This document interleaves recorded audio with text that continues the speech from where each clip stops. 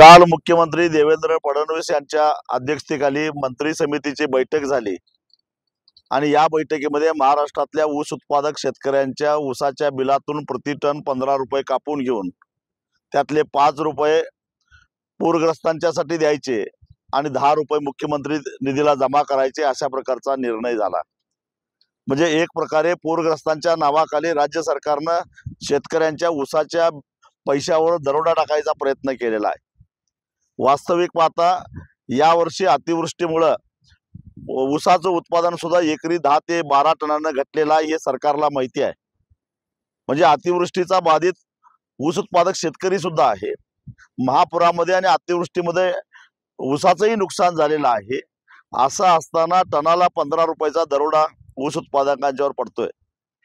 खरं तर ज्या मंत्री समितीमध्ये बसलेले अजित पवार असतील किंवा विखे पाटील असतील, या विखे पाटील अजित पवारांना खुश करण्यासाठी याच राज्य सरकारनं यावर्षी मार्च महिन्यामध्ये हायकोर्टानं जो एक रकमी FRP देण्याच्या संदर्भातला निर्णय दिलेला होता, त्या निर्णयाला आव्हान सुप्रीम कोर्टामध्ये राज्य सरकारनं दिलेला आहे आणि त्याला स्थगिती मागण्याचा प्रयत्न केलेला होता।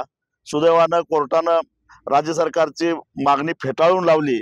म्हणजे जिथं ऊस उत्पादक शेतकऱ्याला एक रकमी FRP मिळू नये म्हणून राज्य सरकार सुप्रीम कोर्टामध्ये जातं, तेच राज्य सरकार पूरबाधितांच्या नावाखाली ऊस उत्पादक शेतकऱ्यांच्यावर जर का टनाला 15 रुपयाचा दरोडा टाकत असेल तर हे आम्हाला अजिबात मान्य नाही। याच्या टोकाच्या प्रतिक्रिया उमटल्याशिवाय राहणार नाही। सरकारला तो नैतिक अधिकार राहिलेला नाही, कारण सरकार हे कारखानदार धार्जिना झालेला आहे।